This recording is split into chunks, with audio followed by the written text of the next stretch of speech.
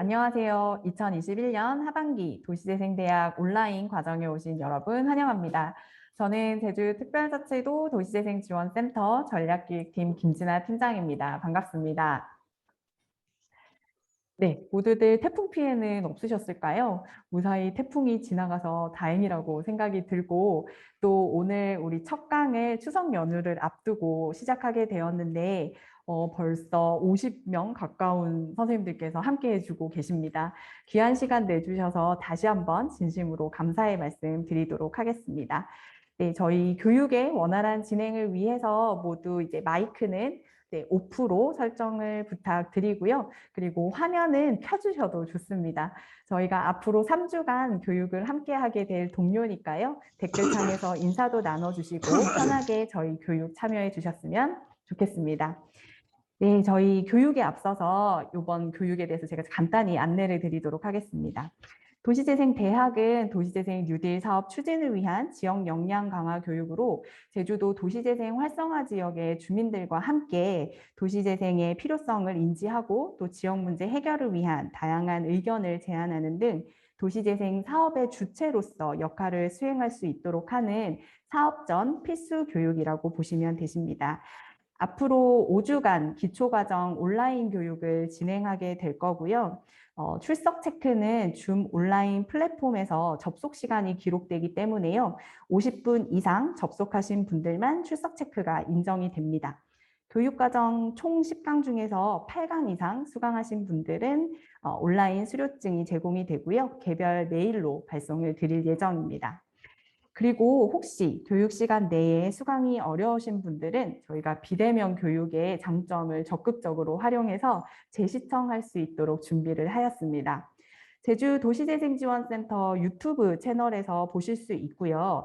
재시청 기간은 교육 당일 오후 6시부터 다음 교육 시작 전일 오후 6시까지 네, 보실 수 있고 그 재시청 기간 내에 유튜브 채널의 더보기란에 보시면 저희가 출석 체크 URL을 올려둘 거예요. 그거 클릭하셔서 작성하시고 제출해 주시면 지금 실시간 교육에 참여하셨던 것처럼 저희가 출석을 인정해서 수료를 드릴 예정입니다. 그런데 한 가지 부탁 말씀을 드려야 될 것 같은데요. 오는 9월 30일 목요일 오후 3시부터 진행이 되는 저희 워크숍 교육이 있습니다. 그 워크숍은 실시간으로 가능한 많은 참여 부탁드리도록 하겠습니다. 네, 저희가 그 코로나 사회적 거리두기 4단계여서 원래 길게 준비했었던 교육 과정을 이번에 같이 못하게 되었는데 이번 온라인 기초과정 수료자를 대상으로는 저희가 추후에 사업 발굴 과정으로 네, 심화된 교육이 진행이 될 예정입니다. 저희 모든 교육 진행 과정은 코로나19 개인 방역 지침을 철저하게 준수해서 안전하게 진행되는 점 다시 한번 양지드리고요. 저와 저희 현장에 있는 스태프들은 모두 마스크를 쓰고 교육을 진행하게 되고 강연자분들께서는 마스크를 벗고 진행을 하도록 하겠습니다. 네, 오늘 강연 주제 안내 드릴게요. 저희 1강은 도시재생 정책 추진 과정, 그리고 2강 도시재생 사업 요약 및 사례, 이렇게 2강 준비를 하였습니다. 오늘 교육의 강연자는 LH 도시재생지원기구 이상준 박사님이십니다.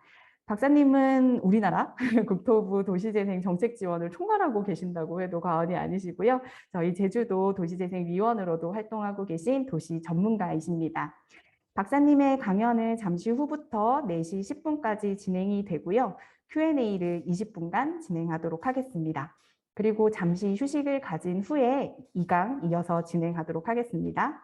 강의 들으시면서 궁금하신 내용은 댓글로 남겨주시면 취합해서 박사님께 질의드리도록 하겠습니다. 네, 그럼 이상준 박사님을 모시겠습니다. 댓글로 환호해 주세요. 예, 잘 보이시죠? 그럼 첫 번째 강의는 이제 도잉 뉴딜 정책이 어떤 배경 속에서 또 어떤 과정을 통해 추진되어 오고 있는지 조금은 이제 정책적인 내용이라 우리 주민분들 좀 어려우실 수 있는데요. 지난 한 4, 5년간에 또 더 넓게는 한 7, 8년간의 도잉 정책에 대한 전반적인 상황을 한번 알아보는 시간을 갖도록 하겠습니다. 도시재생. 이 도시재생이라는 정책 또는 사업에 대해서 가장 우리가 쉽게 이해할 수 있는 표현은 이 쇠퇴한 도시를 다시 한번 활성화시키기 위한 목적의 사업이다라고 보시면은 큰 틀에서는 무리가 없을 것 같습니다. 여기서 이제 쇠퇴란 표현이 이제 등장하게 되는데요. 이 노후되었다 혹은 낙후되었다라는 표현은 잘 아시죠? 전자제품이나 자동차 이런 것들 새로 사게 되면은 처음에는 외관도 깨끗하고 기능도 아주 쌩쌩하게 잘 돌아가잖아요. 근데 그런 것들이 시간이 좀 지나가면 어느 정도 사용감도 있고 또 기능도 조금씩 문제가 생기기 시작합니다. 이런 것들을 보통 우리가 노후되었다 혹은 낙후되었다 이렇게 표현을 하는데요. 이 쇠퇴란 표현은 노후 혹은 낙후란 뜻과 거의 같아요. 거의 같은데 약간의 차이가 있습니다. 이 노후 낙후가 가장 좋았을 때와 나빠진 결과를 비교하는 의미라면은 이 쇠퇴란 표현은 노후되어 가는 중 혹은 낙후되어 가는 중 이렇게 해서 과정, 이 결과가 아니라 과정을 조금씩 중요시한 의미다라고 보시면 될 것 같아요. 이 도시재생 정책 혹은 사업이 조금 어려운 것은 우리 도시가 처음에는 조그맣게 시작해서 어떤 과정과 원인을 통해서 크게 성장해 갔듯이 이 노후 혹은 낙후되어 가는 원인 혹은 과정도 다 다를 수밖에 없겠죠. 그러다 보니 이 세태란 문제를 없애기 위한 여러 가지 재생 사업의 목표 혹은 내용도 다 각기 다를 수밖에 없다는 부분이 좀 어렵게 느껴지는 부분이에요. 참고로 예를 들어서 저는 이제 대학에서 건축 쪽을 전공을 했습니다. 그 중에서도 재개발, 재건축 이런 쪽을 전공을 했습니다. 그러다 보니까 이제 저 같은 사람이 생각하는 도시 재생의 모습은 낡은 집을 고치고 우리 지역에 필요한 도로를 새로 만들고 공원을 만드는 이런 물리적인 시설을 만드는 사업이 제 입장에서는 재생 사업이겠죠. 반면에 우리 문화예술인 분들 같은 경우 어떻게 얘기할까요? 각자 갖고 있는 어떤 예술 분야의 장점을 가지고 우리 지역 주민들과 함께 주민들 커뮤니티를 위한 다양한 문화예술 활동을 하는 것을 또 재생사업이라고 표현하겠죠. 경제를 하신 분들 요즘 어떻게 얘기하죠? 공유경제, 사회적 경제 이런 얘기를 통해서 우리 청년들 혹은 우리 중견상인들의 재취업이나 창업을 활성화시키는 목표를 또 도시재생이라고 합니다. 이렇게 우리 도시가 겪고 있는 여러 가지 세태의 원인이 다르기 때문에 그런 세태의 원인 자체를 없애기 위한 다양한 목적의 사업을 우리가 도시재생이라 할 수 있다라고 보면 되실 것 같아요. 자, 그럼에도 불구하고 이 도시재생 정책 혹은 사업에 대해서는 몇 가지의 큰 원칙이 있습니다. 첫 번째는 세태의 원인을 해소하자. 즉, 우리가 왜 쇠퇴했는지 그 원인을 명확하게 찾아내고 가급적이면 그 원인이 더 이상 반복되지 않도록 노력하자라는 부분이 첫 번째 원칙이라 할 수 있어요. 두 번째는 이렇게 쇠퇴의 문제를 없애는 것이 참 좋은 일인데 어렵습니다. 한 번에 안 되는 거죠. 여러 번에 걸쳐 노력을 해야 되는, 즉 지속적으로 노력을 해야 된다는 부분이 두 번째 내용입니다. 여기까지는 너무나 이제 당연한 얘기이기 때문에 잘 이해되실 것 같으세요. 근데 제일 중요한 문장은 마지막에 이제 숨어 있는데요. 다시 한번 저희가 이 문장을 읽어볼까요? 우리 제주가 겪고 있는 노후 혹은 낙후되어 가는 과정을 되돌아보고 그 노후 낙후되어가는 원인이 무엇인지를 찾아서 그 원인이 없어질 수 있도록 지속적으로 노력을 해왔는데 그에 필요한 능동적 처방, 즉 오늘같이 우리 주민분들, 우리 청년분들, 또 우리 지원센터에 계신 분들이 함께 모여서 정책과 사업에 대해 공부도 하시고 또 우리 지자체에서는 좀 작지만 이런 세태 문제를 극복하기 위해 필요한 여러 가지 목적의 사업을 먼저 좀 선제적으로 해보고 이런 능동적 처방을 한 곳에 대해서 초기 단계의 어려움을 극복할 수 있도록 국가가 예산을 지원한다. 즉 마중물 성격의 예산을 지원한다는 것이 국가가 지원한 도행 사업의 가장 중요한 내용입니다.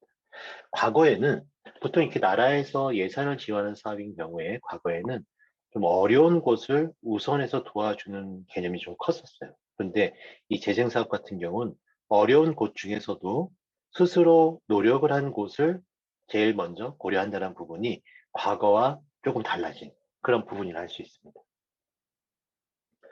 자, 그러면 이제 도시재생 정책이 그간 어떻게 흘러왔는지 한번 살펴보도록 할까요? 우리나라에서 이 도시재생이라는 네 글자가 국가 정책으로 공식적으로 등장한 것은 2007년도부터 시작됐었던 국가 R&D 사업에서 처음 등장을 하게 됩니다. 이 당시를 이제 좀 한번 돌이켜 보시면은 2000년대 한 초중반부터 이 재개발 재건축, 흔히 이제 뉴타운 사업에 대한 여러 가지 이제 사회적 문제가 불거지던 시점이던 점을 좀 기억하실 수 있을 것 같아요. 그래서 이 뉴타운 사업 혹은 정비 사업 등에 인한 다양한 문제에 대해서 좀 대안적인 정책과 사업이 필요하지 않을까라는 고민에서 이 연구를 이제 한 7년 반 정도 시작하게 됐죠. 이 연구에서는 크게 세 가지 정도를 다루게 됩니다. 우리나라가 왜 쇠퇴했는지, 그리고 어떻게 하면 다시 한번 활성화시킬 수 있을지, 그에 필요한 사업은 무엇일지를 찾아보는 것이 첫 번째 내용이었고요. 두 번째는 그렇게 해서 이제 발굴된 여러 가지 이제 사업 기법들이 있을 거 아니에요? 그 기법들 중에 좀 극히 일부지만 전라북도 전주시 그리고 경상남도 창원시 이 두 곳에 테스트 베드 현장에 한번 적용을 해보는 거죠. 과연 이러한 정책과 기술이 과연 지역 문제를 해결하기 위해서 도움이 될 것인가를 검증하는 그런 절차가 진행이 됐습니다. 세 번째는 이렇게 활성화 기법도 개발하고 현장 적용성 검증도 해본 결과 이 도시 재생이 잘 되기 위해서는 좀 더 공공이 체계적으로 지원을 해야 되겠다라는 결론에 다다르게 되고요. 그래서 현재 도시특별법의 초안이 이 연구를 통해 마련되기 시작합니다. 실제 법은 2013년도에 이제 제정이 되었고요. 보통 법은 제정이 되고 나서 짧게는 3개월, 길게는 1년 뒤부터 작동이 되기 시작하거든요. 또 이제 어려운 용어로 이제 법이 시행된다라고 표현을 하는데요. 2013년도 연말에 이제 법이 시행이 되었고요. 사실상 법 시행 원년에 해당되는 2014년도에 이 국가가 예산을 지원하는 도시재생 사업이 전국에 13곳이 선정이 되기 시작합니다.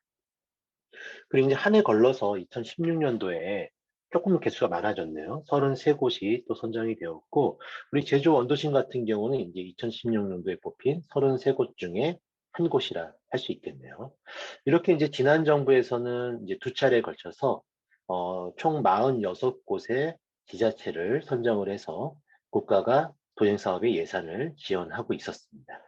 그러던 과정에 2017년도에 조금 이제 때이른 대선이 있었죠. 그 대선 과정에서 기존의 재생 사업의 뉴딜, 일자리 창출을 좀 더 강조한 그런 정책적 변화를 통해서 도시재생 뉴딜 사업이 도입되고 전환 추진되기 시작합니다.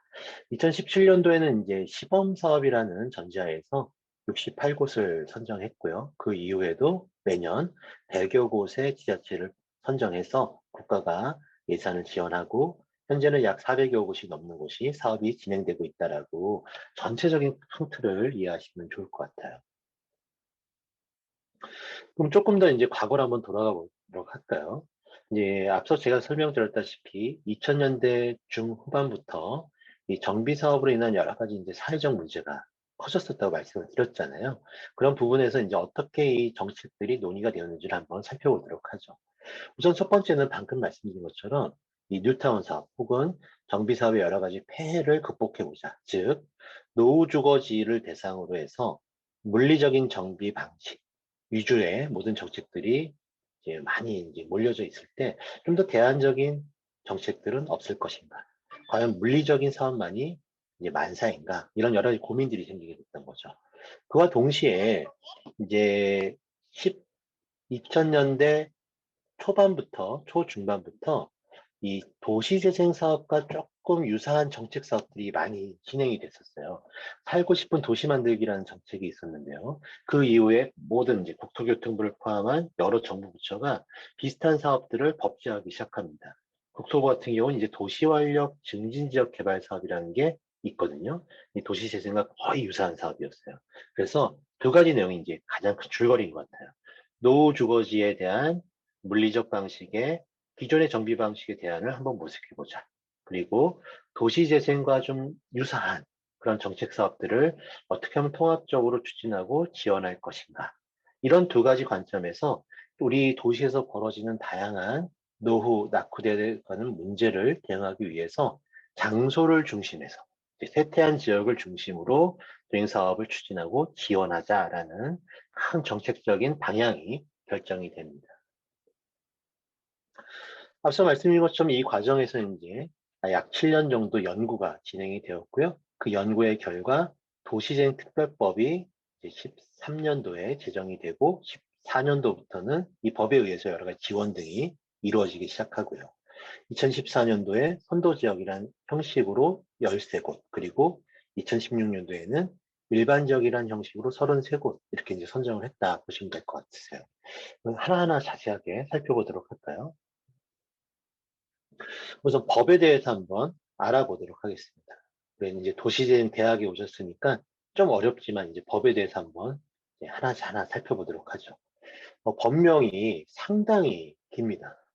제가 좀 풀어서 설명을 드리도록 할게요.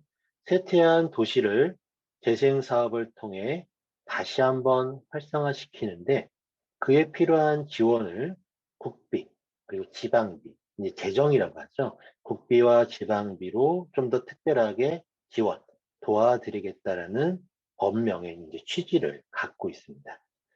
보통 우리 법은요, 크게 사업절차법과 지원법으로 그 성격을 나눌 수가 있어요. 이 도시재생 특별법 같은 경우는 특별법의 지위를 갖고 있죠. 그러면서도 동시에 지원법의 성격을 띠고 있습니다. 그럼 사업절차법과 지원법은 어떤 부분에 차이가 있을까요? 자, 우선 사업절차법 같은 경우는 이 사업을 시행하기 위한 법적 근거와 절차를 아주 구체적으로 명시하고 있는 법이에요. 따라서 우리 공무원분들이 이 법에서 정한 어떤 목적에 어긋나지 않는 그런 사업 내용을 갖고 있다고 하면은 그 법에 나와 있는 절차대로 잘 진행을 했을 때 무리 없게 사업을 추진할 수 있는 장점이 있겠죠. 단점은 뭘까요? 당연히 그 법에서 정하지 않은 목적의 사업은 추진이 불가능하겠죠. 이 지원법은 반대입니다. 쇠퇴한 지역에 필요한 포괄적인 예산 지원의 근거를 갖고 있어요. 따라서 어느 정도 타당하면은 이 특별법에 의해서 다 지원을 받을 수가 있죠. 단점도 있습니다. 그런 단점은 뭘까요? 이 지원법에서는 사업절차법과 다르게 이 구체적인 사업의 시행 근거와 세부적인 절차를 규정하고 있지 않습니다. 그럼 어떻게 사업을 하느냐? 우리 시장 군수님이 별도로 어떤 방침을 수립하거나 혹은 가장 그 해당 사업에 관련된 개별 타법의 절차에 따라서 사업을 진행하게 됩니다. 아주 쉽게 설명드리면 우리 공무원분들 입장에서는 좀 해야 될 일이 뒤로 가면 갈수록 좀 많아질 수밖에 없는, 그래서 사업 추진이 부득이하게 조금은 지연될 수밖에 없는 그런 특징도 있다라고 이해하시면 좋을 것 같습니다. 아무튼 이 법에 의해서 몇 가지 큰 법정 계획, 법에 의해서 반드시 수립해야 되는 그런 법정 계획이 수립되게 되는데요. 첫 번째는 법 밑에 하나 써져 있죠. 국가 도시재생 기본 방침입니다. 이 대한민국 정부가 앞으로 우리 국민분들과 지자체를 위해서 어떻게 도시재생 정책을 펼치고 지원할 것인가를 정리한 국가 단위의 최상위 계획이다라고 보시면 돼요. 그럼 우리 지자체에서는 이 기본 방침에 근거를 두고 도시 전체 또는 일부 지역에 대해서 도시재생 전략계획이라는 것을 수립하게 되는데요. 이 전략계획에서는 크게 세 가지 정도의 내용을 다루게 됩니다. 우선 우리 제주 전체의 세태가 왜 일어났는지 진단을 하고 어떻게 하면 다시 한번 활성화시킬 수 있을지에 대한 큰 전략의 틀을 짜는 것이 첫 번째 내용이에요. 두 번째는 저희가 이제 재생 사업을 하게 되려면은 여러 가지 세부적인 절차가 있지만 기본적으로는 이 활성화 지역이라는 것을 지정하도록 되어 있거든요. 이 법에 보시면은 활성화 지역을 지정하기 위한 법의 요건이 있습니다. 인구가 과거 대비 얼마만큼 줄었는지, 또 산업체, 우리 일자리가 얼마만큼 과거 대비 줄었는지, 또 노후 건축물의 비율, 노후 건축물이 얼마만큼 증가되었는지, 이런 세 가지 부문에 두 가지 이상이 해당이 되면은 법적으로 해당 지역이 쇠퇴했다라고 판단을 하는 거예요. 그 중에서도 재생 사업이 좀 시급히 필요한 곳을 도시재생 활성화 지역으로 지정하는 것이 이 전략 계획상 두 번째 내용입니다. 근데 세 번째 내용이 그림에 없네요. 세 번째 내용은 이렇게 쇠퇴의 원인을 진단하고 활성화 전략의 큰 틀을 짠 다음에 법상 요건을 갖춘 곳 중에 사업이 시급히 필요한 곳을 활성화지로 지정하고 해당 활성화 지역에 활성화 계획을 수립해서 사업을 하게 될 텐데 그 사업들이 잘 진행되도록 우리 지자체가 행정적 그리고 재정, 그러니까 예산을 어떻게 지원하고 또 그 밖에 여러 가지 행정적 사항들을 어떻게 지원할 것인가를 마지막에 잘 정리하도록 되어 있는데 아쉽게도 많은 지자체의 전략 계획에서 이 부분이 조금 이제 얼버무리는 경향들이 있으세요. 이제 국가 사업에 잘 선정이 되면은 열심히 하겠습니다 정도로 이제 좀 아쉽게 좀 끝나는 부분이 없지 않아 있습니다. 아무튼 이 전략 계획이 수립되게 되면은 가장 중요한 행정적 사항은 활성화 지역이라는 게 지정이 되어서 법상 효력이 이제 발생이 된다는 부분이에요. 그럼 이렇게 효력이 발생된 활성화 지역에서는 뭘 할까요? 활성화 계획을 수립을 해야 되겠죠. 그래서 도시재생 활성화 계획을 수립하게 되는데 이 활성화 계획에 드디어 이 쇠퇴한 지역의 여러 가지 문제점을 해소하기 위한 다양한 목적의 개별 사업이 다양한 재원으로 구성되게 된다. 이렇게 보시면 됩니다. 이런 법과 함께 이 실질적인 지자체 사업을 지원하기 위한 각종 지원 체계도 이제 마련되게 되었는데요. 예, 두 가지 정도가 눈에 좀 띄는 것 같아요. 첫 번째는 도시재생특별위원회입니다. 우리 쇠퇴한 지역의 여러 가지 문제점을 해결하기 위해서는 다양한 부처가 함께 좀 지원을 할 필요성이 있습니다. 쇠퇴 문제가 꼭 국토부만 잘 할 수 있는 사업이 있는 게 아니겠죠. 뭐 해수부가 잘하는 사업이 있을 수도 있고요. 또 우리 문체부가 잘하는 사업이 있을 수도 있습니다. 그러다 보니 이 보통 법은 그 정부 부처별로 관리를 하거든요. 그런데 이 법을 운영하는 과정에서 여러 가지 정책을 또 결정을 해야 되잖아요. 그런데 통상적으로는 그 법을 관장하고 있는 정부 부처 밑에 이 위원회를 설치하도록 되어 있어요, 보통은. 그런데 특이하게도 이 재생 사업은 도행특별위원회가 국토부 장관 밑에 있는 게 아니라 국무총리실, 더 위로 올라갔죠. 그렇게 해서 국토부를 포함한 여러 부처가 세태한 지역의 문제를 좀 함께 힘을 합쳐서 지원을 하자라는 의미로 특별위원회가 국무총리님을 위원장으로 운영이 되고 있다는 부분이 첫 번째로 좀 특이한 부분입니다. 이렇게 특별위원회가 정책적으로 어떤 의사를 결정하면은 그 결정된 의사를 실행하는 공무원 조직이 필요하겠죠. 그 공무원 조직이 국토교통부 내에 도시재생사업계획단이라는 조직이 설치 운영되고 있다라고 보시면 될 것 같고요.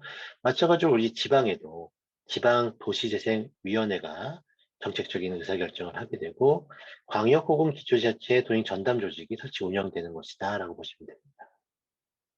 두 번째로 눈에 띄는 부분은 중간 지원 조직이에요. 자, 중간 지원 조직. 조금 어려운 얘기가 나왔죠. A와 B 사이의 중간에서 양쪽의 입장을 청취하고 서로가 도움이 되도록 중간에서 가교 역할을 하는 그런 조직 혹은 활동을 중간 지원 조직이라고 합니다.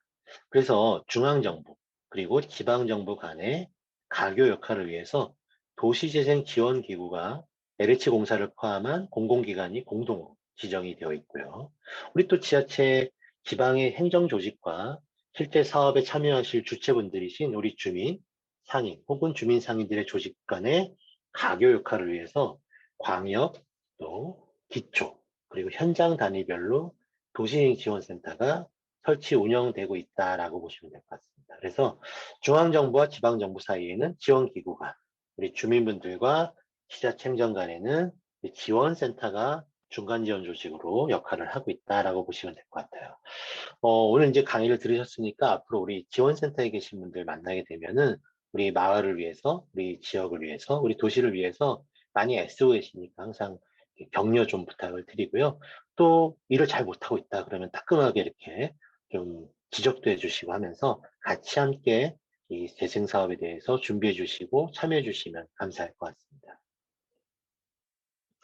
자, 그러면 이제 이 국가가 사업을 뽑는 그런 체계에 대해서 한번 좀 정리를 해보도록 할까요? 좀 복잡한 그림이 나왔네요. 보시는 이제 그림을 기준으로 왼쪽은 선도 지역, 그리고 오른쪽은 일반 지역, 이렇게 이제 크게 나눌 수 있는데요. 여기서 이제 선도 지역이라는 표현이 처음 등장하게 되네요. 선도 지역이란 뭘까요?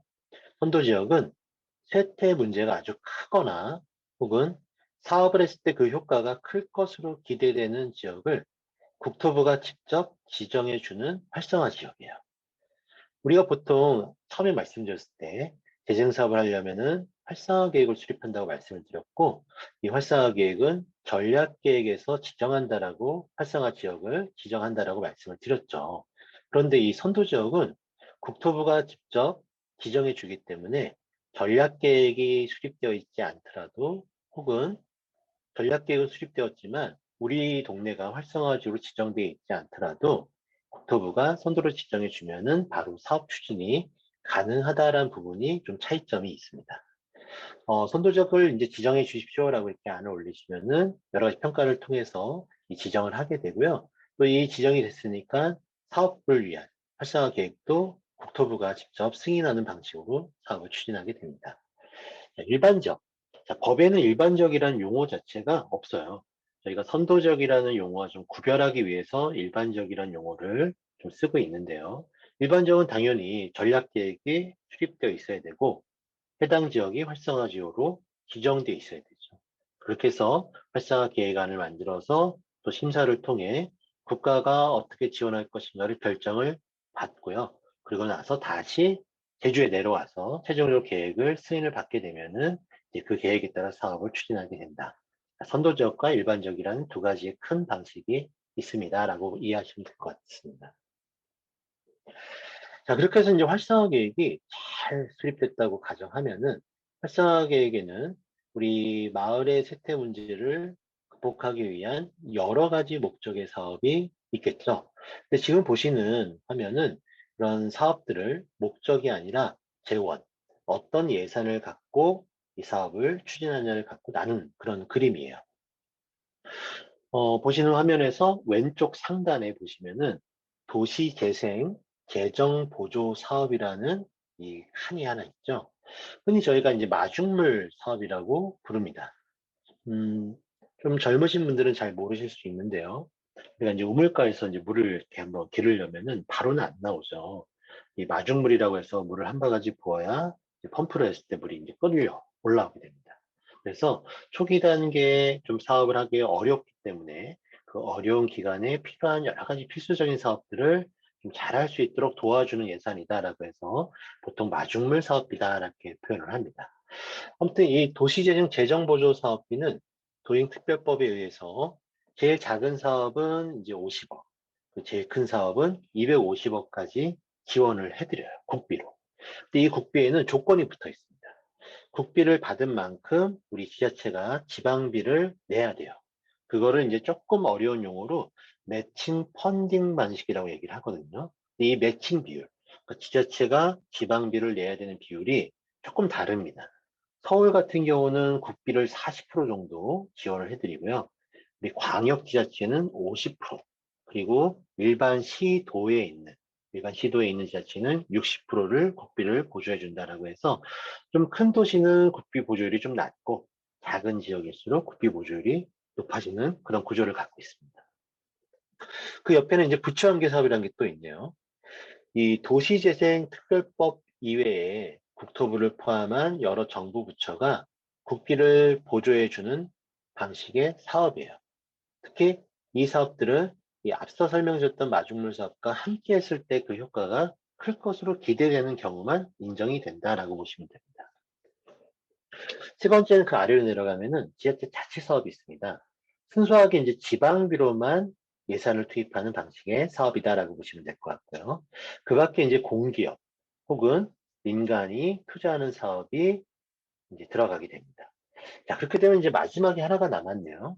주택 도시 기금에 의한 융자, 출자, 보증 등에 의한 지원 사업이 이제 마지막에 남아 있습니다. 주택도시기금 조금 생소하실 수 있는데요. 국민주택기금은 많이 이제 들어보셨죠. 국민주택기금은 이제 과거에 청약통장 같은 거 만들 때 이제 그 재원으로 이제 만들어지는 기금이 있거든요. 주로 이제 주택을 공급하는 사업에 이 기금을 많이 썼습니다. 근데 몇 년 전에 이 주택도시 이 기금으로 개편이 되면서 현재는 주택사업과 함께 도시재생 사업에도 이 기금을 쓸 수 있도록 이제 제도가 바뀌었다라고 보시면 돼요. 그래서 좀 큰 사업자들은 우리 투자를 받는 사업들, 그리고 우리 일반 시민을 포함한 지자체 등등은 또 융자, 어떤 이제 빌리는 거죠. 융자를 할 수 있는 이런 다양한 이 기금 지원도 가능하다라고 보시면 될 것 같습니다. 그리고 이 기금은 한 가지 의무 사항이 있어요. 우리가 마중물 사업비에서 국비를 지원을 받죠. 그러면 반드시 이 기금을 10%, 국비 지원액의 10%를 반드시 써야 됩니다. 누가 써야 되느냐? 지자체, 공기업 혹은 지역 주민 등이 어느 누구가 되었든 간에 국비의 10%를 반드시 주택도시 기금을 의무적으로 활용하도록 되어 있다는 부분, 이 부분이 좀 가장 특이한 부분이에요. 자, 이러다가 이제 2017년도에 앞서 말씀드린 것처럼 도시재생 뉴딜 사업이라는 공약이 이제 발표가 되었습니다. 이 정비사업 보완형, 저층 주거지 정비 및 매입, 역세권 정비형, 사회통합 농어촌 복지형, 공유재산 활용형, 혁신공간 창출형, 이렇게 6가지의 큰 유형과 함께 재개발 재건축 사업을 포함해서 15가지의 모델이 이 공약으로 이제 발표가 되었는데요. 이 공약을 이제 자세히 한번 살펴보시면은 꼭 도시재생특별법에서 규정한 사업만을 대상으로 하고 있지는 않다라고 보시면 될 것 같아요. 그래서 도시재생 관점에서 그동안 많이 논의되어 왔지만 잘 추진되지 않거나 어려움을 겪고 있는 다양한 사업들을 이 도시 뉴딜 사업이라는 공약으로 발표했다라고 보시면 될 것 같습니다. 아무튼 이 공약이 발표되고 나서 새로운 정부가 출범하고 기존의 이제 재생 사업을 어떻게 이 뉴딜 사업 공약에 맞추어서 좀 더 보완해서 나갈 것인가 이런 이제 논의가 이번 정부가 들어서면서부터 이제 시작이 되기 시작했어요. 몇 가지 이제 큰 틀이 조금 바뀌기 시작하는데요. 첫 번째는 사업 유형이 좀 늘어나게 됩니다. 저층 노후주거지를 대상으로 하는 우리 동네 살리기 주거지 지원형이라는 사업이 새롭게 이제 등장하게 됐다라고 보시면 돼요. 자, 여기서 이제 좀 배경을 좀 이해하시면 더 좋을 것 같은데요. 보통 이제 도시재생 혹은 도행사업이라고 표현을 하면은 우리 일반 시민분들이 이렇게 생각합니다. 아, 낡은 우리 집을 고쳐주는 사업인가 보다. 혹은 우리 동네의 저층 주거지를 뭔가 개선하기 위한 사업인가 보다라고 이제 생각을 하시게 되죠. 근데 도시재생 사업은 앞서 설명드린 것처럼 주로 재정, 어떤 정부의 예산을 중심으로 지원을 해드리죠. 그러다 보니 이 사유재산에 대해서 지원이 좀 제한이 좀 있어요. 이 정부의 예산은 보통 이제 공공 부분에 많이 투입이 되는 예산의 성격을 띠고 있거든요. 그러다 보니까 우리 낡은 집을 고치거나 혹은 새롭게 재개발, 재건축하는 부분에는 사실 이 재원이 좀 들어가기가 어려운 한계가 있었죠. 그런 부분 등이 이 도입 뉴딜 사업을 준비하면서 좀 많은 비판을 받았고요. 그래서 기존의 사업 유형 중에서 저층 노후 주거지의 생활환경 개선, 또 노후주택 개량 등을 위한 좀 우리 동네 살리기 주거지 지원형이라는 새로운 사업이 등장하게 되었다라고 그 정책적인 배경을 잘 따라오시면 좋을 것 같습니다. 두 번째는 면적을 좀 축소했습니다. 이게 정책이 강화됐다는데 왜 면적을 축소했지라고 의아하실 수가 있는데요. 저희가 이제 사업을 하려면은 활성화 지역이라는 것을 지정한다고 말씀을 드렸죠. 지난 정부에서는 이 활성화 지역을 어떻게 지정해야 될지, 즉 면적에 대한 개념이 명확하게 없었어요. 그러다 보니 보통 활성화 지역의 지정 면적이 좀 크게 지정이 되어 있었습니다. 그럼 어떤 문제가 생길까요? 이 사업비는 좀 한정되어 있는데 대상지가 커지면은 예산을 쓸 곳이 많아지게 되겠죠. 그리고 충분하게 사업비를 투입할 수 없는 문제점이 생기겠죠. 그래서 활성화 지역의 면적을 조금 줄이는 것이 어떻겠느냐라는 논의가 시작이 됩니다. 두 번째는 활성화 지역이 크다 보니까 또 과거에는 활성화 계획을 수립하는 과정이 좀 오래 걸렸었어요. 한 1년에서 2년 정도 계획을 수립하는 기간이 소요가 됐더니 이 시급하게 사업을 해야 되는데 사업은 안 하고 계획 수립만 하다 보니 시간이 너무 많이 흘러가더라 이런 지적도 있었습니다. 그래서 이런 두 가지 문제를 해결하기 위해서 그러면은 활성화 지역의 면적을 조금 줄이면 계획 수립도 좀 빨라지고 또 예산을 조금 더 집중해서 쓸 수 있지 않을까라는 결국 검토를 하게 되었고요. 그 결과 우리 사업 유형별로 활성화 지역의 면적을 5만 제곱미터부터 50만 제곱미터까지 좀 유형별로 적정하게 이 정도 규모로 지정하십시오라는 기준이 들어서게 됩니다. 세 번째는 아무래도 이 공약에서 이 사업이 언급되다 보니 지난 정부 대비 국가가 지원하는 수준이 좀 올라갔어요. 한 30% 정도 이제 상대적으로 올라갔고요. 그 밖에 앞서 설명드렸던 주택도시기금 그리고 공기업의 투자도 지난 정부 때보다는 많이 투자가 확대되는 쪽으로 방향이 결정이 되었습니다. 마지막으로 이제 분권 참여인데요.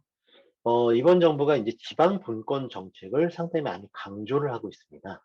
그래서 과거와 달리 재생사업도 예전에는 모든 사업을 국토교통부, 즉 중앙에서 직접 다 뽑았다면은 이 도행 뉴딜 사업부터는 좀 작은 규모의 사업은 우리 광역지자체, 그러니까 제주도죠.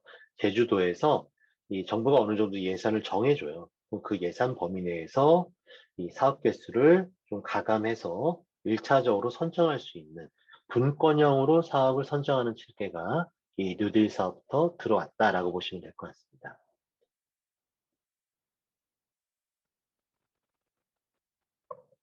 그럼 본격적으로 도입 뉴딜 정책에 대해서 한번 알아보도록 할까요? 보통 이제 정부가 어떤 정책을 추진할 때는 이게 좀 거창한 이런 계획을 수립하게 돼요. 흔히 이제 비전 및 전략 뭐 이렇게 설명을 하고 있는데요. 저희 뉴딜 사업도 이제 큰 비전이 있습니다. 지역 공동체가 주도하여 지속적으로 혁신한 도시를 만들겠다라는 이런 큰 목표를 갖고 있는데요. 두 가지 정도가 눈에 띄네요. 지역 공동체, 즉 커뮤니티가 주도하는 재생 사업이다라는 부분이 첫 번째 큰 비전이고요. 두 번째는 단순하게 시설을 고치는 정도가 아니라 도시의 기능을 좀 혁신하는 그런 사업이다라는 부분이 두 번째 비전이라고 보시면 될 것 같습니다. 이러한 큰 비전 하에 사업의 이제 목표가 있는데요. 이 주거복지, 도시 활력 회복, 일자리 창출, 공동체 회복이라는 목표가 있네요. 근데 이 목표가 다 좋은 얘기예요. 뭐, 나쁜 얘기 하나도 없겠죠, 당연히. 그러다 보니까 이 재생 사업에 대해서 조금 잘 와닿지 않을 수도 있습니다, 오히려. 그런 점에서 이제 이 목표를 잘 이해하기 위해서는 3대 추진 전략을 잘 보시는 게 더 좋을 것 같은데요. 첫 번째는 도시 공간 혁신입니다. 우리 노후주거지에 빈집, 뭐, 좀 잘 이용되고 있지 않는 그런 소규모 공간들, 우리 상업지역에 빈 상가, 혹은 잘 이용되고 있지 않는 뭐 공공시설들, 이런 것들이 많이 있죠. 이렇게 잘 쓰이지 않고 방치되고 있고, 그런 공간 등을 우리 주민들의 커뮤니티 회복이나 우리 주민, 상인, 청년들의 재취업이나 창업 등을 위한 공간으로 새롭게 만들어내자. 라는 부분이 이 도시공간 혁신이라고 보시면 될 것 같아요. 즉, 시설, 하드웨어 측면의 전략이다라고 보시면 될 것 같아요. 근데 이렇게 시설을 만드는 목표가 여러 가지 있을 텐데요. 그 중에서도 가장 중요한 목표 중에 하나는 도시 경제 활성화, 즉 일자리 창출과 관련된 전략 부분이라 할 수 있습니다. 특히 이번 정부에서는 저희가 이제 사회적 경제라고 이제 표현을 하죠. 사회적 가치를 경제적인 어떤 활동을 통해 전달을 하는 방식을 이제 사회적 경제라고 이제 저희가 표현을 하고 있는데요. 도시재생 정책에서는 이 사회적 경제가 상당히 다양하다 보니까 도시재생 경제라는 표현을 쓰고 있어요. 아무튼 이 사회적 경제 등을 통해서 일자리 창출을 상당히 강조하고 있다라고 보시면 될 것 같습니다. 하지만 저희는 이 뉴딜 사업 이전에 재생 사업이죠. 따라서 이렇게 공간을 새롭게 만들고 일자리를 만들어내는 모든 과정에서 주민 그리고 지역사회가 주도하는 좀 어려운 얘기로 하면은 거버넌스 체계에 의하여 사업이 추진돼야 되는 부분이 이 세 번째 전략에 해당이 됩니다.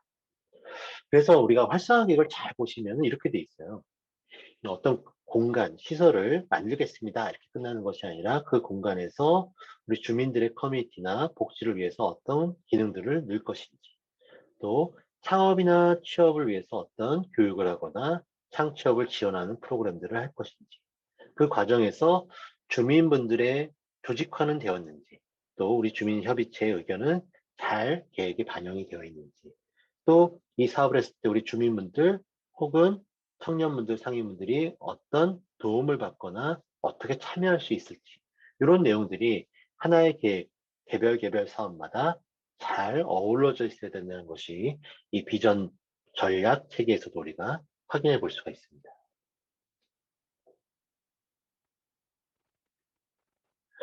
자, 그러면서 앞서 말씀드린 것처럼 우리 동네 살리기, 주거지 지원형, 일반 근린형, 중심 시가형, 경제 기반형 이렇게 5가지의 기본 사업 유형으로 사업이 추진되게 되는데요. 각각의 사업 유형에 대한 설명은 뒤에 가서 다시 한번 제가 설명드리도록 할게요. 두 번째는 사업 추진 단계별 지원이 강화됐다라고 보시면 될 것 같아요. 제가 지금부터는 이제 본사업이라는 표현을 좀 써보도록 할게요. 지난 정부에서는 앞서 설명드린 것과 같이 활성화 계획을 수립해서 사업을 추진하는 그 과정에 대한 지원을 중심으로 예산을 지원해 왔습니다. 근데 이 뉴딜 사업부터는 이 활성화 계획을 수립하는 전 단계부터 이 지역사회 구성원들이 이 사업을 어떻게 준비할지에 대해서 단계별로 어떤 내용들을 지원할지 이런 것들이 많이 강화가 되었다라고 보시면 될 것 같아요. 첫 번째는 뉴딜 교육입니다. 우리 사업에 이제 필요한 어떤 전문가분들 혹은 우리 지자체 공무원분들은 LH 도행지원기구에서 이 전문가 교육을 별도로 이제 하고 있어요. 1년에 한 4번, 많을 때는 한 6번 정도 교육을 하고 있고요. 우리 광역지자체, 우리 제주도, 또 우리 제주시나 혹은 서귀포시에서 전문가분들이나 우리 주민분들을 대상으로 해 스스로 이제 교육을 또 하실 수 있겠죠. 근데 문제는 이 교육을 하다 보면은 예산, 돈이 많이 필요하게 되는데요. 그래서 어느 정도는 지역에서 잘 하시지만 또 교육비가 필요한 경우에는 교육비를 신청하시면 또 이제 교육비를 지원해 드리는 내용이 이제 들어오게 됐습니다. 이 부분이 이제 올해부터 조금 더 바뀌었는데요.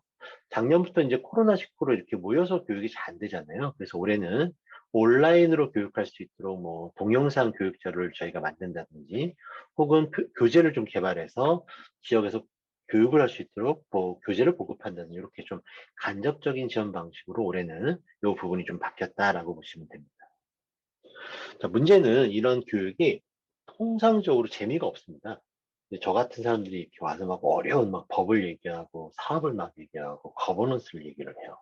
그러다 보니까 우리 주민분들 입장에서는 조금 필요하지만 좀 어렵거나 지칠 수밖에 없는 한계가 있어요. 그 과정을 어떻게 극복해야 되느냐? 어느 정도 우리가 이론을 배웠으니까 실습을 이제 하셔야 되는데요. 그 실습도 이제 예산이 많이 좀 들죠. 그래서 이 실습을 할 수 있도록 2가지 내용이 또 들어오게 됩니다. 주민참여 프로젝트 팀, 사업화 지원. 자, 주민참여 프로젝트 팀은 무엇이냐? 마을 계획을 수립하는 과정을 지원해 드리는 사업이다라고 보시면 돼요. 우리 주민분들이 모여서 우리 마을의 문제점이 무엇이고 우리 마을이 어떤 방향으로 좀 개선되어야 될지에 대해서 여러 가지 계획이나 혹은 사업을 검토하실 수가 있는데요. 그 과정을 전문가분들 지원을 통해 도와드리고 스스로 한 몇 달간 고민한 것들을 만들어 볼 수 있도록 도와주는 게 주민 참여 프로젝트 팀입니다. 뭐 사업화 지원은 뭘까요? 조금 다른데요. 우리가 재생 사업을 하게 되면은 재생 사업에 참여할 여러 가지 사업 주체들이 필요하게 되죠. 그 사업 주체들을 육성하기 위해서 초기에 창업 교육을 하는 분이 이 사업화 지원 사업이다라고 보시면 됩니다. 예를 들면 이렇게 되는 거죠. 도잉 뉴딜 교육을 받았더니 우리 주민들의 커뮤니티 회복을 위해서는 뭔가 모여서 여러 가지 마을에 대해서 논의할 수 있는 공간이나 장소가 프로그램이 필요하게 되는데요.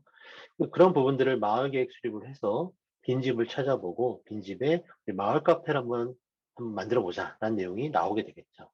근데 문제는 마을 카페를 하려면 누군가는 커피를 만들어야 되잖아요. 그럼 바리스타 교육을 받아야 되죠. 그런 것들을 해주는 것이 이 사업화 지원 사업대라고 보시면 될 것 같아요. 자, 그렇게 해서 이제 교육을 받고 마을 계획도 한번 수립해보고 또 여러 가지 창업과 관련된 교육도 받아본 다음에 본 사업을 이제 준비하셔야 되는데 본 사업은 이제 여러 개의 사업들이 크게 이제 있죠. 그러다 보니 본 사업을 하기 전에 마지막으로 한번 예행 연습, 주민 제한 소규모 재생 사업이라는 제도가 들어오게 됩니다. 그래서 주민이 제안을 하면은 그 제안에 따라서 좀 작은 공간 등을 조성해서 여러 가지 프로그램 사업들을 한번 실험 삼아 해보는 그런 사업이라 할 수 있겠죠. 요 주민참여 프로젝트 프로젝트팀, 그리고 사업화 지원, 그리고 주민 제한 소규모 재생 사업이 작년 올해 들어서 이제 많이 바뀌게 됩니다. 결론적으로 말씀드리면은 이 세 가지 사업이 모두 합쳐져서 도시재생 예비사업이라는 제도로 바뀌게 되었어요. 그래서 도시 예비사업, 뭐가 달라졌을까요? 도시 뉴딜 사업을 하기 전에, 즉 예비 단계에서 반드시 꼭 먼저 해야 되는 사업으로 제도가 바뀌었다라고 보시면 됩니다. 그럼 어느 사업일 경우에 이렇게 무조건 먼저 해야 되느냐? 우리 시도에서 뽑는 일반 근린형, 주거지 지원형, 우리 동네 살리기, 이 세 가지 유형은 반드시 이 예비 사업이 선정이 되어서 예비 사업을 먼저 다 끝낸 이후에만 본 사업에 신청할 수 있는 자격을 부여하는 쪽으로 이 제도가 바뀌게 되었습니다라고 보시면 될 것 같아요.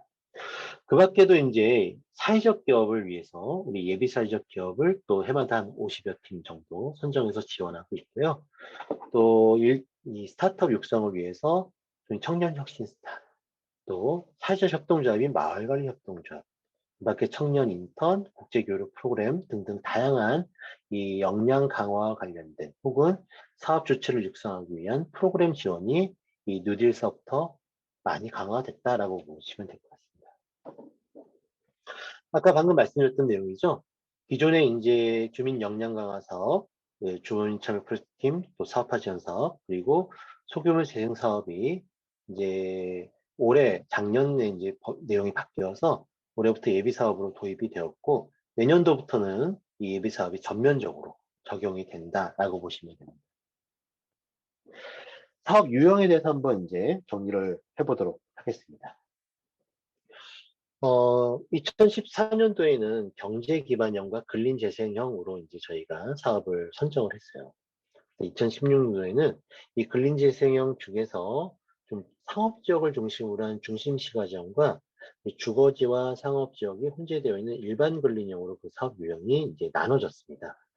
그리고 앞서 말씀드린 것처럼 2017년도 뉴딜 사업부터는 또 이 일반 근린형에서 좀 더 노후 주거지 중심으로 되어 있는 주거지 지원형과 주거지와 근린 상권이 혼재되어 있는 일반 근린형으로 다시 또 분리가 되었고요.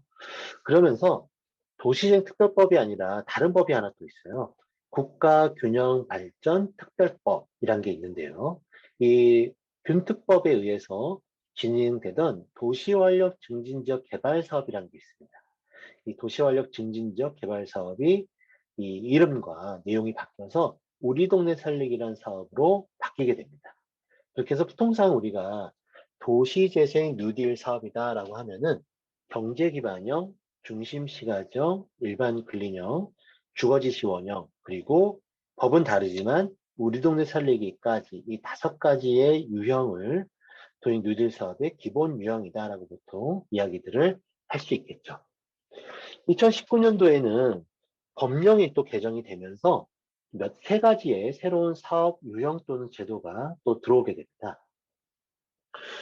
인정제도, 도행 인정제도, 저희가 보통 인정사업이라고 이제 부르거든요. 그리고 도시재생 혁신지구, 그리고 총괄사업 관리자, 이렇게 세 가지의 새로운 사업 유형 또는 제도가 들어오게 되는데요. 이 사업 새로운 내용에 대해서는 다시 한번 설명을 드리면, 인정사업 같은 경우는 화면을 보시면서 다시 설명을 드리죠. 지금까지의 도심사업에 대해서 국가는 어떻게 지원을 했을까요? 활성화 지역이라는 면 단위의 활성화 계획이라는 종합 계획을 수립했을 때 이 활성화 계획에 포함되어 있는 각각의 사업에 대해서 국가가 예산을 지원해 드렸습니다. 그런데 예를 들어서 우리 동네가 활성화 지역으로 돼 있고 활성화 계획도 잘 수립했습니다. 우리 주민들이 마을 주차장 계획을 제안을 주셔서 계획에 반영이 됐는데 마을 주차장을 만들 수 있는 땅이 없는 거예요. 우리 활성화 지역은.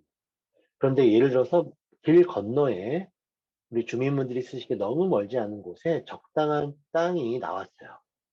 그럼 그곳에 마을 주차장을 만들면 되는데요. 문제는 그 땅은 활성화 지역이 아니죠. 그리고 당연히 활성화 계획에도 포함될 수가 없겠죠. 활성화 지역 바뀌니까. 따라서 국가의 예산 지원도 받을 수가 없었거든요.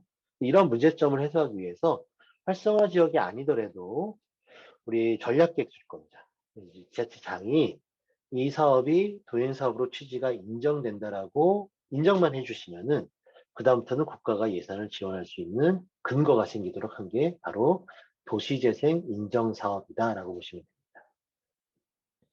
두 번째 혁신지구는 저희 법은 앞서 처음 설명드린 것처럼 지원법이라고 말씀을 드렸죠. 그러다 보니 이 사업을 추진하는 과정이 조금 길어질 수밖에 없고 늦어질 수밖에 없는 문제점이 어느 정도 내포되어 있어요. 근데 좀 신속하게 사업을 추진해야 되는데 좀 여러 가지 절차가 복잡하다 보니까 사업 추진이 조금 어려운 거죠. 이런 문제점을 해소하기 위해서 혁신지구라는 별도의 이제 구역을 만들어서 이 혁신지구에 관한 부분만큼은 사업절차법으로 법령이 보완되어 있습니다. 그래서 좀 더 신속하게 사업을 할 수 있는 제도가 바로 도시재생 혁신지구다라고 보시면 될 것 같아요. 자, 세 번째는 이제 총괄사업관리자란 제도인데요. 우리 지자체 이제 사업 개수가 좀 매년 이제 선정이 되다 보니까 늘어나죠. 많은 지역은 뭐 서너 개 이상 있는 경우들도 있는데요. 근데 문제는 이 사업을 좀 끌어나가야 될 우리 공무원분들의 숫자는 늘지를 않아요. 그러다 보니까 이 사업을 많이 하고 싶어도 사업을 관리할 수 있는 어떤 여유가 없다 보니까 혹은 그로 인해서 사업이 잘 안 되다 보니까 문제점이 생기겠죠.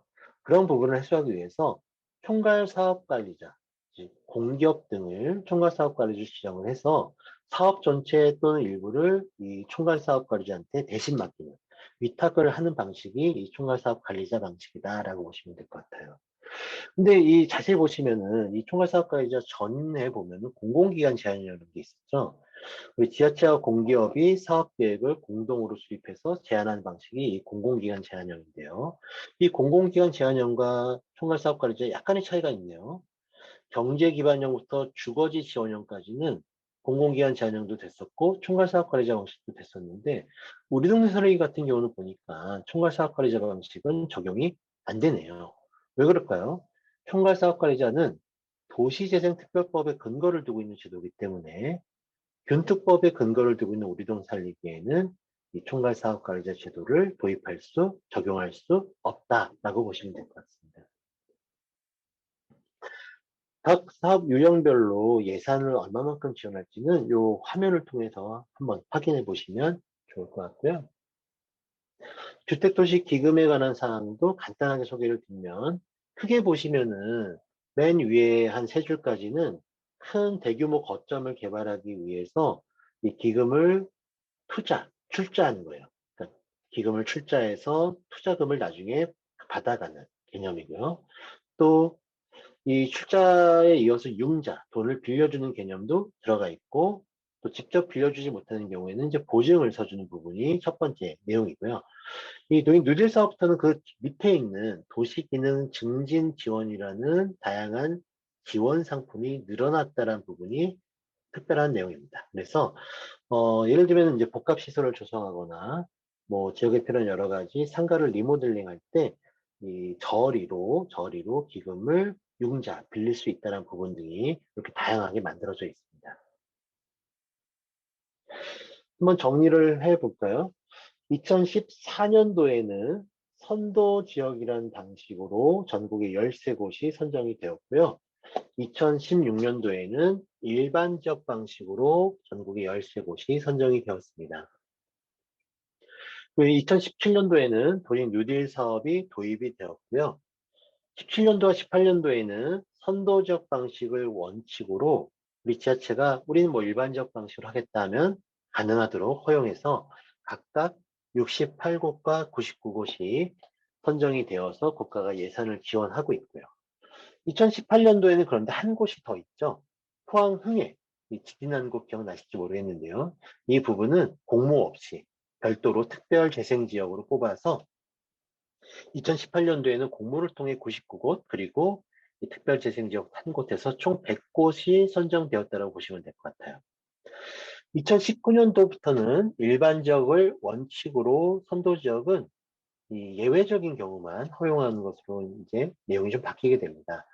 그리고 19년도에 이제 새롭게 도입된 인정사업, 총괄사업관리자, 혁신지구 이 기존의 5가지 유형 외에 이 3가지 유형이 추가되어서 각각 116곳과 117곳이 선정이 되어서 2014년도부터 작년 말까지를 기준으로 하면은 전국에 약 총 447곳의 마을 혹은 도시가 지정이 되어서 이 국가가 예산을 지원하고 있다라고 보시면 될 것 같아요.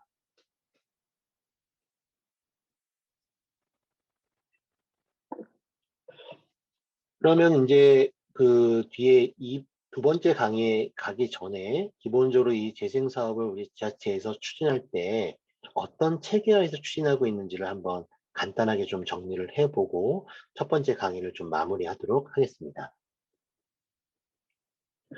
우리 지자체에서 이제 사업을 추진하게 되면은 이 거버넌스, 협지 체계를 구축하도록 되어 있는데요. 좀 복잡한 그림이 있죠. 예, 아래쪽에 왼쪽부터 한번 볼까요? 우리 재생사업은 재생사업을 담당하는 공무원 조직이 있거든요.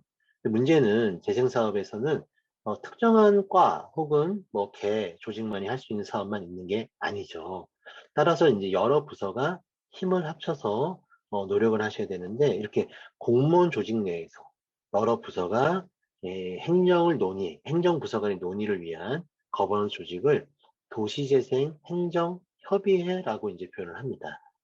그래서 이제 뭐 우리 부시장님이 단장님이 되어서 이 관련된 전담 부서와 또 유관 핵심 부서가 좀 지역 사업을 위해서 재생 사업을 위해서 주요한 현안들을 또 각각의 사업 등을 같이 말씀해 주시는 내용이라고 보시면 될 것 같아요. 두 번째는 주민 상인들의 이제 의견을 모으기 위한 거버넌스 조직이 필요하게 되는데요. 그걸 주민 상인 협의체라고 보시면 될 것 같습니다. 우리 주민분들 혹은 상인분들 혹은 청년분들이 함께 모여서 지역의 여러 가지 현안을 논의하시고 우리 행정에게 마을의 문제점들을 체계적으로 전달하기 위한 의견을 수렴하는 조직이다라고 보시면 될 것 같아요. 보통 이 주민상인 협의체는 가장 이상적인 것은 하나의 협의체를 만드는 것이 가장 좋겠죠. 근데 만약에 예를 들면 이제 사업의 내용이 좀 상이하거나 혹은 우리 활성화 지역 내의 어떤 지역별로 좀 특성이 많이 다르다. 그러면 이제 개별적으로 협의체를 만드는 것도 불가능한 건 아니에요. 근데 문제는 이렇게 협의체를 너무 쪼개서 만들다 보면은 이 협의가 하나로 모아지지 않고 논의가 하나로 모아지지 않고 각각의 소그룹별로 의견이 대립적으로 가는 현상이 좀 많이 생겨요. 그래서 개별 협의체를 하더라도 최종적으로는 각각의 개별 협의체의 대표들이 모여서 전체 협의체의 의견을 좀 조율할 수 있는 그런 체계가 필요하다라고 보시면 될 것 같습니다. 그 밖에도 이제 여러 가지 사업의 내용에 따라서는 뭐 특수한 개별 협의체들이 추가로 들어올 수 있다라고 보시면 될 것 같아요. 자, 가운데 보시면 뭐가 있죠? 도시재생지원센터, 현장지원센터 이렇게 돼 있죠. 중간 지원 조직이죠. 우리 주민상인 혹은 주민상인의 조직인 협의체가 여러 가지 마을의 문제점들을 잘 논의해서 행정에 전달을 해 주셔야 되는데 이 문제는 우리 주민분들, 시민분들의 이 언어와 행정의 언어는 좀 차이가 있죠. 주민분들은 지역에 필요한 어떤 현안을 좀 법이나 제도 관점이 아니라 필요한 부분들을 많이 말씀을 주세요. 그런데 우리 행정가들, 공무원분들은 아무리 그 사업이 중요하고 필요해도 제도적으로 가능한지, 법에는 문제가 없는지를 볼 수밖에 없죠. 그러다 보니까 가끔은 말이 잘 안 통할 때가 있습니다. 주민분들은 이런 요구를 하는데 행정에서는 너무 어려운 얘기로 이런 이유로 안 된다 이렇게 표현을 하는 거죠. 그렇게 이 양측의 입장은 조금 지역을 위한 마음은 같지만 기준이 다를 수밖에 없겠죠. 그런 부분들을 중간에서는 조율하는 주민분들의 의견을 행정에게 체계적으로 전하고 또 행정의 현실적인 제약, 제도적인 제약 사항을 주민분들께 잘 전달해서 서로가 합의할 수 있는 그런 합의점을 만들어내는 그런 과정을 우리 중간 지원 조직인 주민지원센터 혹은 현장지원센터에서 역할을 하게 된다라고 보시면 될 것 같아요.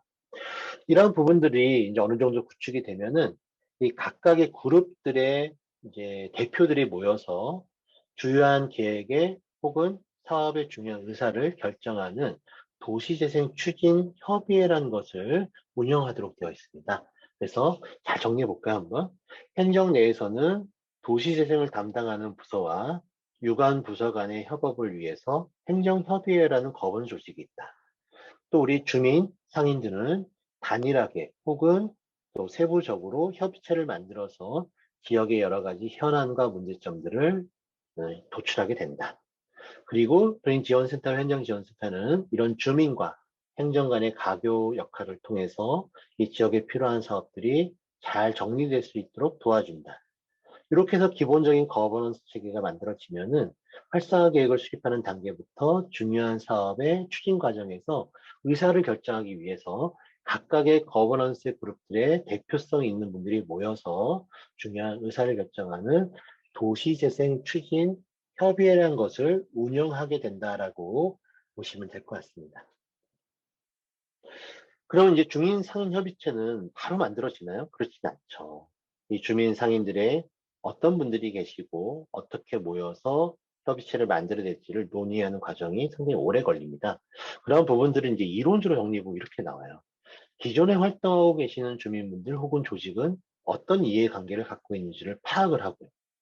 또 그런 분들의 관심 혹은 사업에 대한 정보를 공유하기 위해서 뭐 주민들을 대상으로 한 설명회라든지 의견 수렴이라든지 뭐 각종 단체들과 면담을 하게 되겠죠. 그러면서 이를 통해 파악되어 있는 주민 상인들의 그룹들을 소모임이라든지 혹은 리더를 만들어서 좀 정례적으로 혹은 뭐 다양한 형태로 의견을 수렴하는 과정을 겪게 되고 그 과정을 통해서 주민 상인 협의체라는 구속력 있는 조직을 단계별로 만들어 가게 된다라고 보시면 될 것 같아요. 그 과정에서 이러한 부분들을 위해 여러 가지 활동들을 병행하게 되는데요. 예를 들면 처음부터 우리 마을을 위해 한번 모여서 논의해 봅시다. 그러면 사실 아무도 선뜻 말하기가 좀 어렵겠죠. 그래서 처음에는 좀 서로를 좀 알아가는 이런 친교 활동, 좀 어려운 이런 친교 활동이라고 표현을 하는데요. 예를 들면 마을 축제를 한다든지, 혹은 뭐 다양한 이벤트를 열어서 내 이웃에 누가 있고, 아, 이분들은 어떤 생각을 하고 있는지 이런 것들을 서로 알아가는 그런 활동들부터 시작을 하게 됩니다. 그리고 어느 정도 이제 이 주민분들이 좀 공감대도 생기고 또 의견도 좀 논의가 되기 시작하면은 우리 행정이나 우리 지원센터에서는 이 사업 추진 방향에 대한 좀 다양한 형식의 설명회 같은 것들을 하게 되죠. 보통 이 설명회 같은 것들도 한 번에 끝내지는 않고요. 워낙 이제 뭐 직장도 다 다르시고 거주하는 곳도 다르기 때문에 작은 동네마다 좀 순회하면서 혹은 뭐 주말, 주중, 뭐 낮에, 밤에 이렇게 좀 여러 번에 걸쳐서 설명을 하게 됩니다. 그리고 이제 어느 정도 우리 주민분들이 좀 서로도 알아가게 됐고 또 사업에 대한 기본적인 정보도 얻게 되면은 이 사업에 대해서 우리 주민들의 의견을 어떻게 전달할지에 대해서 논의가 좀 필요하겠죠. 그런 부분들을 좀 작은 주민분들이 좀 그룹별로 모여서 또 경우에 따라서는 좀 크게 한번 모여서 뭐 소모임도 하거나 총회도 하거나 이런 식으로 형식으로 해서 주민들의 의견을 모으는 과정들이 이어지게 됩니다. 그래서 어느 정도 우리가 주민 조직화도 좀 되었고 마을에 대한 현안도 좀 논의하기 시작하면은 그런 논의된 결과들을 이제 또 직접 오지 못하는 여러분들을 위해서 혹은 외부에 계신 분들한테 좀 잘 알리기 위해서 지역을 알리는 소식지 같은 것들도 만들어서 같이 활동하게 되는 거죠. 어느 정도 이렇게 조직화가 되면은 그다음부터는 지역의 여러 가지 사업을 이제 발굴해야 되는데 그 사업을 발굴하는 가장 첫 번째 단계가 지역의 자산을 발굴하는 과정이다라고 보시면 될 것 같아요. 지역 자산 발굴. 뭐 이렇게 얘기 드리니까 좀 어려워 보이는데요. 쉽게 설명드리면은 우리 마을의 문제점이 무엇인지를 찾아보고요.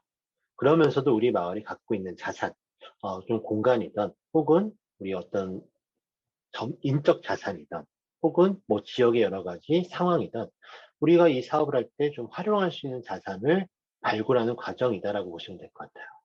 뭐 어려운 내용이라기보다는 쉽습니다.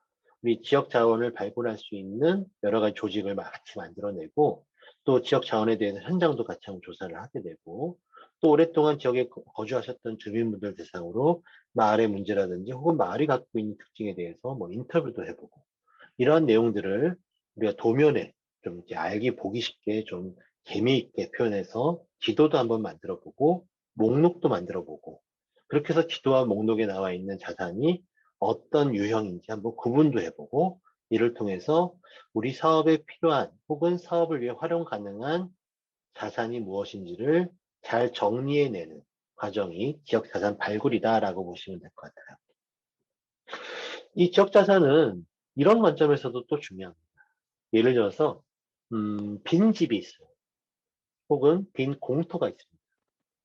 빈 집이다 보니까 방치되고 흉물스럽게 방치되고 있겠죠. 빈 공지다 보니까 뭐 쓰레기도 쌓이고 환경적으로 안 좋겠죠. 이건 이제 문제점이에요.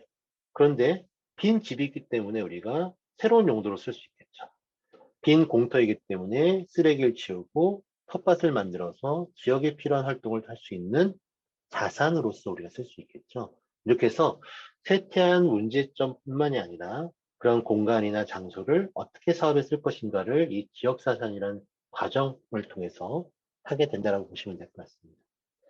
자, 지금까지 말씀드렸던 내용들을 뭐 개별적으로 하기도 하지만 통상적으로는 이렇게 도시 재생 계약이라는 좀 종합적인 과정을 통해서 좀 이론적인 학습도 하고 또 주민 조직화도 이뤄내게 되고 지역 자산을 발굴하는 다양한 그런 실습도 하게 된다라고 보시면 될 것 같아요.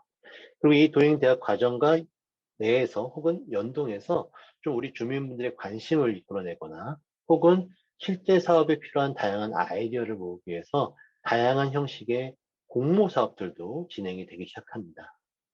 특히 공모 같은 경우는 또 여러 단계로 또 나눠져 있어요. 처음에는 우리 주민분들이 좀 쉽게 접근할 수 있는, 예를 들면 이제 거리를 청소한다든지, 뭐 화분을 만든다든지 이런 좀 활동부터 시작해서 조금 어느 정도 숙련이 돼 가시면은 실제 사업의 내용을 대상으로 아이디어를 같이 논의한다든지 혹은 사업 계획을 한번 제안한다든지 이런 주제 공모까지 다양한 형식과 위계로 나누어서 할 수 있다라고 보시면 될 것 같습니다. 자, 이렇게 해서 어느 정도 우리가 지역 자산도 발굴하고 또 어떤 사업에 대한 이해와 아이디어도 좀 모아지면은 실제 사업에 참여할 주체분들을 발굴하거나 육성하는 과정이 이어지게 된다고 보시면 될 것 같아요. 부산 서구 같은 경우는 이제 우리 목공에 좀 소질이 있는 어르신들 그리고 지역 청년 단체가 함께 참여해서 이웃의 집을 고쳐주는 이제 집수리 교육도 받고 집수리 단으로 활동을 하고 계시고요. 강원도 정선 같은 경우는 이 빈 상가 등을 활용해서 마을 호텔이라는 컨셉으로 뭐 게스트하우스라든지 마을 상점 같은 것들을 주민분들 스스로가 교육도 받고 사업자가 되어서 참여를 하고 있다 이렇게 보시면 될 것 같습니다. 자, 문제는 이러한 과정에서 이게 사람이 있는 곳에서 사업을 하다 보니까 여러 가지 갈등 이런 문제점이 생기는데요. 자, 여기서부터는 이제 저희가 두 번째 강의에서 이어서 하도록 하고요. 그럼 이제 첫 번째 강의 내용에 대해서 혹시 질문이나 궁금하신 부분 혹은 의견이 있으시면은 지금부터 한번 조금 시간을 나눠보도록 하겠습니다.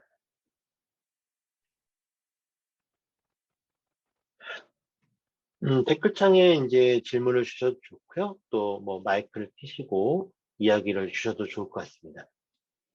네, 저희가 일강 교육을 완료를 하였습니다. 일단 Q&A를 자유롭게 댓글창에 남겨주시면 저희가 전달해 드릴 텐데 우선 1강에서는 저희가 정책 내용을 다루다 보니까 네, 집중해서 네, 교육을 수강하신 것 같습니다. 네, 이어서 2강을 진행하고 나서 아마 질문 사항들이 많아질 것 같은데요. 우선 1강에서는 저희가 도시재생 개념보다는 정책을 조금 더 이해하고 정부 재정이나 이제 지방의 재정들을 사용하기 때문에 저희가 좀 공통적으로 알아야 하는 용어들에 대한 이해 그리고 추진 절차들에 대한 이해를 할 수 있는 시간을 가졌던 것 같습니다.